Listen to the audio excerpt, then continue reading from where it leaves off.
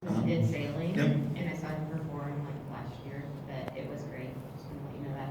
But also, I know you're a big Disney fan, so I was wanting to know what your favorite Disney movie is. Disney movie. That's tough.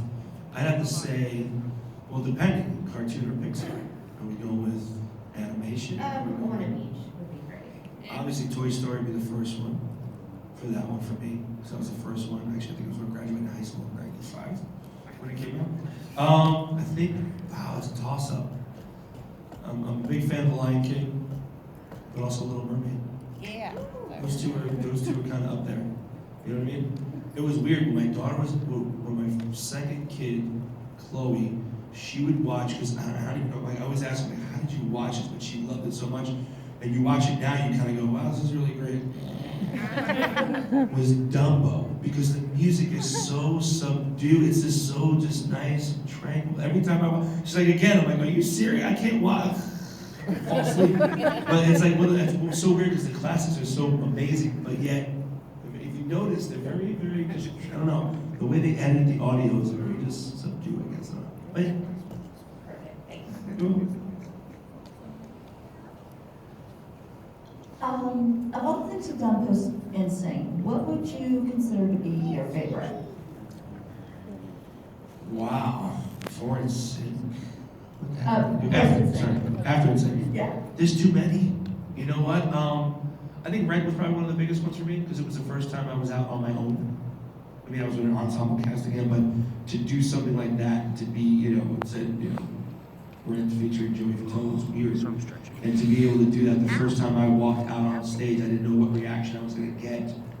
And no lie, everybody, in the beginning of Rent, everybody kind of takes their place. And Mark, who's the character that I play, is kind of like the narrator. So he comes out and starts the show. And it's one of those things that was really cool because I remember you getting out there because usually you have the scarf, you get ready, and everybody's there. And the first thing you do is you check. I don't know why they did this, but it was almost like to check. Everybody's good, everybody's ready. So you literally walk around, you turn around, you go back, like, okay. And then I turned around and people just went nuts. And I was like, this is really weird. It was just odd, with those things. But it was like, I think Rent was probably one of my bigger ones for me. Yeah, because it kind of started just stuff to go, hey man, you can do this, not in a me way, but you can do this on your own. You know what I mean? It was that kind of thing. Thank you. Cool. Hi, I was just curious, early in your career with the group, how much creative control and input were you getting? We actually had not too, it was weird because it was a combination because we didn't know any better, I think. But we know what we liked. So as far as music and stuff like that, like, oh yeah, we like that song, yeah. It wasn't like, oh, you're gonna sing this and you're gonna do this. But it was more or less of going, a lot of times too, because they did have somewhat of a formula per se, where they're like, well, with Lou Pearlman and Johnny Wright, they were co-managing Backstreet Boys at the time too. Excuse me. So like, doing that, we saw what Backstreet was doing, and it was kind of like, not to emulate them, but it was like, how can we do this better? So it was one of those things of just, and for us, we were very tight on the vocals, very tight on doing 5-part harmony. That's what honestly came first before even dancing, the thought of dancing, because maybe Lance could move, Chris wasn't the greatest dancer either, I was fairly okay, but JC and Justin did the Mickey Mouse stuff, and they were doing choreography all the time. They were doing shows, they were doing stuff that I wanted to do all the time, but I was obviously working at Universal, so it's very similar, but a lot more things were getting thrown at them, I think, at the time quicker, so the process of them learning was a lot quicker, I think. But it was just, it was interesting to have, like, the process was just, it was interesting to get everybody to do less. I'm trying to relive it now in my head and go, wow. What time is it? How early is it in the morning? Jesus. Sorry. Answer your question again, because I just went blank on it. I just went off to a little tangent. What were you saying about that question? About the creative people. Thank you. We picked some of the songs. Sailing was actually one of my ideas. I heard an acapella version by a group called the Blenders do it, and I was like, I would love to do a version of Sailing, something different. Did something like that. As we got older, we had more control over things. JC and Justin started writing more songs because they were really writers. Concepts of videos and ideas and stuff for staging. A bunch of stuff I came up with Chris, and sometimes Lance did. You know, we did a stadium tour and all these different things. We had these different stupid toys where the song up against the wall. We were like, you know what would be a great idea? Have a Velcro wall. We throw each other up on the wall. We stay. Let's do it. Then there was the walking treadmills. There was these treadmills on the floor, so when we stood, we could lie across the floor. So like we had a lot of creative control as we got older. At the very beginning, we didn't know much. So it's kind of like, help us or figure this out, and then we'll take it from there, kind of thing. And it was nice that after a while they trusted us. It's tough. There was one time we did the song Pop.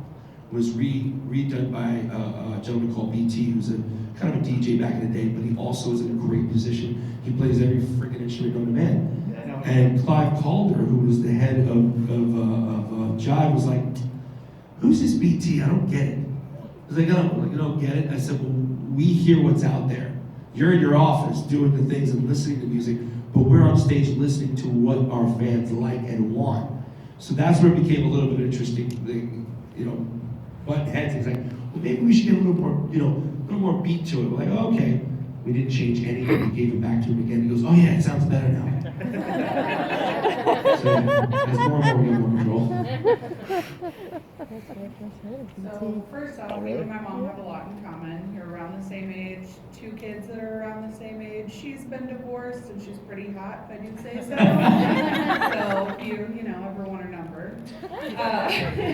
But I'll talk to you later.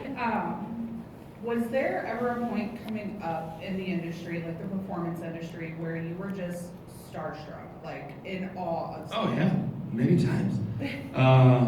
One of the first times that we opened up, right after we were in Germany, we came back, we opened up for Janet Jackson.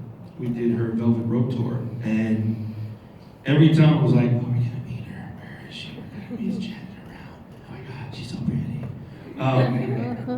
We met her briefly at one point. The funniest thing ever, I remember I was walking backstage and I had Dippin' Dots. When Dippin' Dots just started to come out. And I'm walking down the hallway and there's a curtain where her dressing room was. And all of a sudden she opens up the curtain. She goes, hey, what's up? She goes, what you got there? I said, Dippin' Dots. She goes, can I try it? I go, yeah. I hand it to her. She takes it, disappears in the room. I go, hey, it's my ice cream.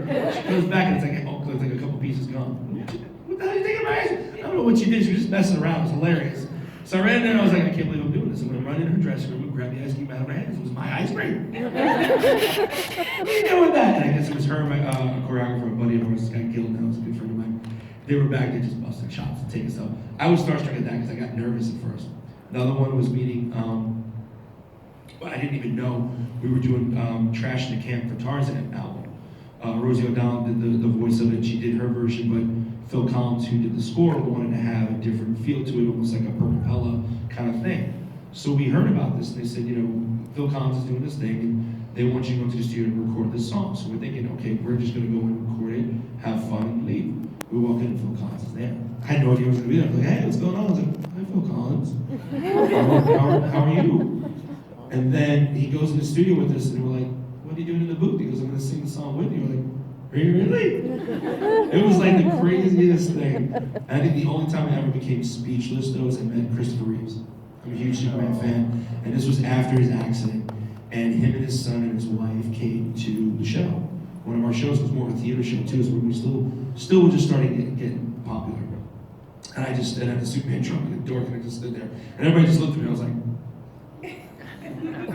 what? And they're all waiting for me to say that. I'm like, I have nothing to say. This is freaking awesome. I'm like, let me just soak this in right now. And the cool thing that I have it on my bedstand literally every day. Well, I used to do my bedstand. Now I just moved to a new house and now it's on this mantle. And I keep it everywhere. His wife signed it for me. He had a bunch of pictures and it said, you know, from one Superman to another. And it was cool because she's authorized to sign, obviously she passed away as well, but she was authorized to sign his name. And he literally dictated, you know, said, hey, and he's saying this to me right as I'm standing. I'm like, oh, this is freaking cool. Like, this is awesome, you know, and that was, yeah, for me, that was one of the really surreal moments. But again, it's all of it's so freaking surreal. It really is. When you start to really think about it, I mean, I've worked with